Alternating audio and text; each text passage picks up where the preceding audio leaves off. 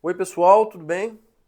Sou o Thiago Perdigão e hoje vamos continuar aqui com mais um vídeo sobre um grande artista, né? Não preciso aí nem elogiá-lo, nem falar muito dele, porque todo mundo aí já conhece, Beethoven.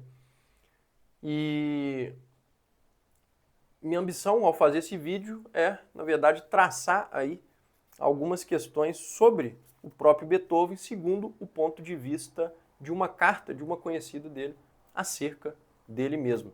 Então, é uma carta bem interessante e ela vai também aí nos ajudar a compreender um pouco mais sobre a própria questão do artista em geral, né? Que eu estou pegando Beethoven, que eu achei um exemplo interessante aqui pela carta e tal, mas vou aproveitar isso para discutir aqui aí alguns outros assuntos internos, aí a questão da estética e da psicologia do artista também, vamos colocar assim, certo? Então essa carta aqui é de uma conhecida dele que foi a Bettina Brentano e que sobre ela, inclusive, alguns especulam que ele se referiu a ela como a bem-amada imortal, né? Que, enfim, né, foi uma inspiração para o Beethoven, mas ninguém sabe exatamente quem foi esta amada imortal, mas talvez seja a Bettina Brentano que escreveu essa carta. Seja como for, o que nos interessa aqui realmente é a carta e a descrição dela sobre Beethoven. E então vou ler alguns pontos e discutir com vocês algumas questões sobre tanto a psicologia do artista como estética e daí em diante.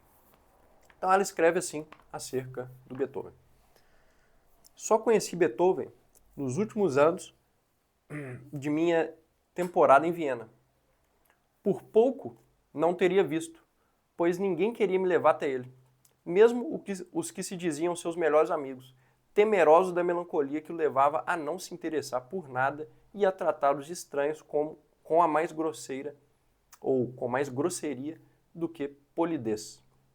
Aqui é interessante, né? Porque se por um lado a gente pode levar isto a questão do Beethoven propriamente, por ele já ter nessa época a questão da surdez, daí em diante, que o afastava, né, de outras pessoas e gerava uma certa insociabilidade. Por outro lado, a gente pode ver aqui, enquanto meio mesmo da própria psicologia do artista, a questão que muitas vezes ocorre entre os próprios artistas, principalmente aí artistas muito criativos, né? Que é justamente o que? Essa necessidade, às vezes, de uma solitude, né? de um afastamento maior. E isso aqui, a gente vê que ela coloca, já no início dessa carta, a gente vê o tanto que era importante isso para o Beethoven, ao analisá-lo, né? Ou seja, nessas palavras dela, temeroso da melancolia que o levava a não se interessar por nada e a tratar os estranhos com mais grosseria do que polidez. Ou seja, muitas vezes, até mesmo de chegar a repelir as pessoas nesse intuito de manter uma certa solitude na qual ele vai conseguir criar, né? Porque sem ela a gente não consegue imaginar, né? O próprio Beethoven ele compondo, passando várias horas, né? Imaginem, compor uma sinfonia, compor uma ópera, compor, enfim, né? Um quarteto de cordas e daí em diante, no meio de um tumulto muito grande, né? Isso existe? Até existe. Por exemplo, Villa-Lobos, pelo que a gente sabe, ele às vezes compunha com barulho, né? Às vezes a televisão ligada e ele compondo, etc. Isso é possível? Sim, depende de cada um. Mas são coisas diferentes, às vezes, né? Um barulho, alguma coisa acontecendo no momento e muitas companhias, né? Então, muitas vezes o artista ele precisa assim de um certo afastamento, né? Não só o artista, mas todo aquele que tem um trabalho criativo, né? De um certo afastamento para então concluir suas obras e daí em diante. E aqui eu acho que ela, não necessariamente ela se refere a isso, mas quando ela se refere a essa faceta do Beethoven, a gente pode imaginar isso também, né? E que isso acabou virando um hábito para ele em função dessa própria necessidade criativa, né? Então ela continua. Ninguém sabia onde ele morava. A maior parte do tempo permanece completamente escondido. Ou seja, mais, né, uma coisa que corrobora isso, né? Ou seja, o que é permanecer escondido? É isso, é simplesmente ficar isolado, porque ele precisava de isolamento para alguma finalidade específica, né? No caso, a própria arte. E ela continua. Sua casa chama muita atenção. Na primeira peça, 2 ou 3 pianos desmontados, baús onde estão seus pertences, uma cadeira de 3 peças. Na segunda peça, seu leito, que tanto no inverno quanto no verão consiste em um colchão e um fino cobertor, uma bacia sobre uma mesa de pinho, as roupas de dormir no chão. Então aqui a gente já vê também uma certa desorganização aí do Beethoven, né? Como ela está dizendo aqui, as roupas de dormir no chão e daí em diante. Então, ele, talvez pela própria vida um pouco caótica dele em alguns aspectos, né? Por outro, talvez em parte pela falta de condições que ele tinha, né? A gente sabe que em determinados períodos ele chegou a ganhar uma soma considerável até de dinheiro com algumas coisas, mas isso foi cada vez diminuindo e né, ele morreu praticamente na pobreza, né? Como outros compositores que também do passado, né, quero dizer ali, e que morreram também em parte na pobreza ou na miséria, por exemplo, o próprio Mozart, né? Então, isso era mais comum do que nós imaginamos ali na época. E aí ela continua: esperamos cerca de meia hora, pois ele estava justamente se barbeando. Por fim, chegou. É um homem baixo, por mais altos que sejam seu espírito e seu coração. Pele escura, com marcas de varíola no rosto. Em suma, o que as pessoas chamam de feio, mas tem uma fronte celeste, modelada de maneira tão nobre pela harmonia que poderíamos contemplá-la como uma magnífica obra de arte. Cabelos pretos, compridos e lançados para trás. Parece ter apenas 30 anos. Ele mesmo não sabe sua idade, mas pensa ter 35 anos. Engraçado isso, né? Ele mesmo não sabe sua idade e ter a aparência de mais novo. A arte é uma coisa que eu percebo assim, ela traz, ou ela carrega em si, se a gente pensar, uma certa jovialidade, né? Porque o artista, de algum modo, ele tem que permanecer uma espécie de eterno inocente, vamos dizer assim. Por quê? Porque se de um lado a gente tem uma mente analítica, uma mente que é capaz de analisar, e que o artista também, em parte, ele tem, porque, por exemplo, se a gente pensar uma composição musical, sobretudo em partitura, ela tem um quê muito analítico, né? Até mesmo matemático e lógico, se a gente observar por determinada perspectiva. Né? Por outro, ele sempre tem que alternar entre esta mente analítica e uma mente capaz de uma intuitividade maior. Porque, de fato, a questão lógica não é a mesma da questão intuitiva. A lógica, ela disseca os fenômenos, enquanto a intuição reúne, sintetiza partes dos fenômenos até então dispersas. Então, quer dizer, o artista ele tem que ter essa inocência, essa jovialidade para não cair dentro de apenas um desses dois ramos aí, ou dentro dessas duas faces aí da própria psicologia, vamos dizer assim, né? Que seria a questão da lógica, né? E da questão, a questão da intuição. Psicologia que eu digo uma psicologia mais no sentido fisiológico, né? Talvez até a questão fisiológica mesmo, cerebral, vamos dizer assim, né? Questão fisiopsicológica, vamos dizer assim. Então, o artista ele tem que ser capaz de ter essa jovialidade para quê? Para não cair apenas dentro do lado analítico, né? E conseguir alcançar esse lado intuitivo também. Então, talvez por isso, por ele permanecer aí um eterno jovem, digamos assim, ou ele tenha que ter isso por necessidade em alguns aspectos, né? Até para observar o mundo como uma criança às vezes observa. Né? Se a gente pensar, o artista ele tem essa capacidade, ele parece inclusive às vezes viver como se estivesse num sonho, né? Ou seja, ele vive imaginando mais do que o que se precisa, por exemplo, ou vendo os fenômenos de um modo onde ele capta por trás desses fenômenos, por exemplo, a questão do absurdo. Né? E quando a gente pega a ação das crianças e as observa bem, a gente vê que a criança ela tem essa questão, né, com o absurdo ou com o espanto diante de coisas que até então não conhecia. Né? Então tudo isso, o absurdo, o cômico, o espanto, né, que é, como a gente sabe pela psicologia do Burke, é próximo do sublime. Né? Então o espanto e o sublime estão muito próximos. E daí em diante, o artista ele precisa alcançar esse espanto, esse sublime. Né? Então, de algum modo, ele vê o mundo com um certo olhar de criança, um olhar inocente, e por isso consegue transformar essas coisas em arte, né? Ou seja, ele olha para algumas coisas e consegue ver por trás dela, digamos assim, ou ver relações entre elas que às vezes as outras pessoas não observam, né? E isso talvez tenha a ver também com, por que não, né? Com a própria aparência da jovialidade, digamos assim.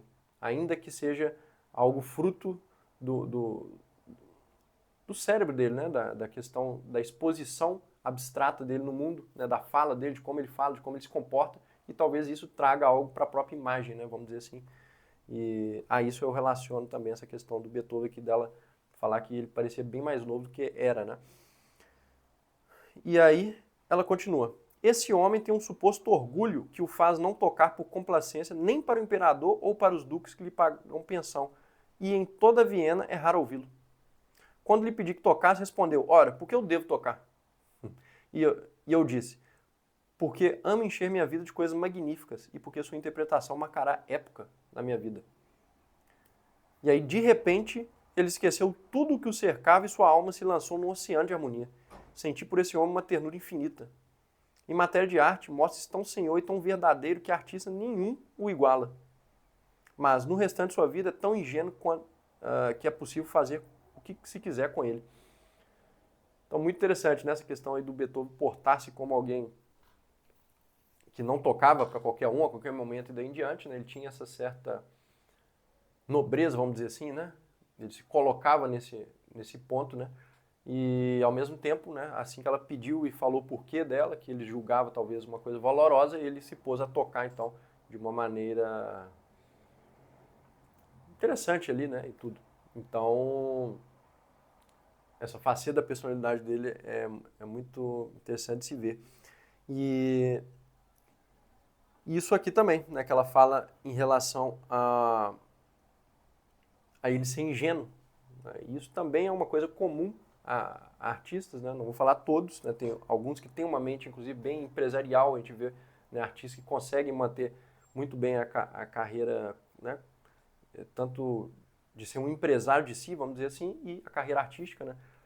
Mas a gente vê também que vários outros tiveram a carreira arruinada muitas vezes por causa disso, ou seja, porque, vamos dizer mais contemporaneamente, ou século XX, né? Eu digo. Justamente por isso, por quê? Por causa da ingenuidade. Então a ingenuidade do artista muitas vezes faz o quê? Às vezes ele assinar qualquer documento, aí, né?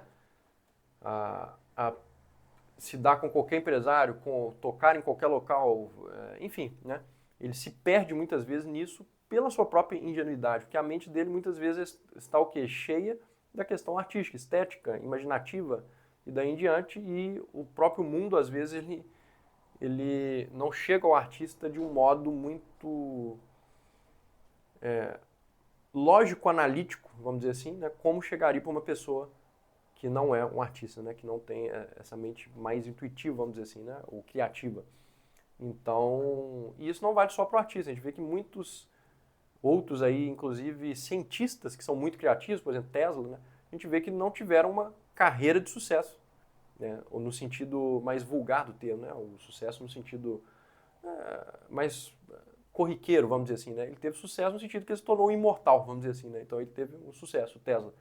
Mas não no sentido ali de, né, ter conseguido acumular ali o capital que ele poderia ter acumulado, né? Ter divulgado o seu nome na época tal como poderia e daí em diante, né? E por que não? Justamente por isso, porque ele vivia naquele mundo matemático, criativo, etc. E o resto das coisas não importava para ele. Então, quer dizer, essa coisa da ingenuidade aí do cérebro criativo, né, é muito comum. E é uma coisa que os próprios artistas eles têm também que, às vezes, uma vez tomando a consciência disso, eles têm que colocar um pé no freio, às vezes, em muitos pontos, para eles próprios não se darem mal, né?